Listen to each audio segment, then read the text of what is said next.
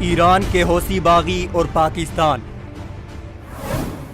پاکستان نے یمن کی آئینی حکومت کے خلاف برسر پیکار حوثی باغیوں کی جانب سے سعودی عرب کے شہر ابہا پر بغیر پائلٹ طیارے سے کیے گئے ناکام حملے کی مذمت کی ہے۔ ایک بیان میں حکومت پاکستان نے شاہی دفاعی افواج کی جانب سے حوثی ڈرون طیارے کو کسی مذموم کارروائی سے پہلے بروقت نشانہ بنانے پر شاندار الفاظ میں خراج تحسین پیش کیا ہے۔ بیان میں ڈرون طیارے کے ملبے کی زد میں آ کر زخمی ہونے والے تارکین وطن اور مقامی شہریوں سے اظہار یکجہتی اور زخمیوں کی جلد صحت یابی کی دعا کی گئی ہے۔ حکومت پاکستان سعودی عرب کی قیادت اور عوام کے ساتھ اپنی مکمل حمایت اور یکجہتی کا مظاہرہ کرتے ہوئے اس امر کا اعادہ کرتی ہے کہ مملکت کے استحکام اور الحرمین الشریفین کی سلامتی کو کسی بھی خطرے کی صورت میں پاکستان کبھی اکیلا نہیں چھوڑے گا۔ بیان میں کہا گیا کہ عام شہری آبادی کو نشانہ بنانے والے یمنی باغیوں کے حملے بین الاقوامی قانون کی خلاف ورزی ہے۔ ایسی کارروائیاں علاقائی امن اور سلامتی کے لیے کھلا چیلنج ہیں۔ ایسے حملوں کی شدید الفاظ میں مذمت کرتے ہوئے پاکستان نے اعلان کیا کہ ہم سعودی عرب میں دہشت گردی کے خلاف جنگ کی تمام کوششوں میں مملکت کے ساتھ کھڑے ہیں۔ واضح رہے کہ حوثی باغیوں کا ابہا پر یہ پہلا حملہ نہیں، ماضی میں بھی ایران نواز حوثی باغی نہتے شہریوں کو نشانہ بنانے کی بزدلانہ کوششیں کر چکے ہیں۔ ان حملوں کو سعودی فوج نے ہمیشہ ناکام بنا کر شہر کو بڑی تباہی سے بچایا۔ اس کے علاوہ ایران نواز حوثی باغی مکہ مکرمہ، طائف اور ریاض شہر پر بھی میزائل حملوں کی ناکام کوشش کر چکے ہیں۔ اقوام متحدہ کی رپورٹ کے مطابق ایران نہ صرف حوثیوں کو اسلحہ فراہم کر رہا ہے بلکہ حوثی بغاوت کی پشت پناہی بھی ایران کر رہا ہے۔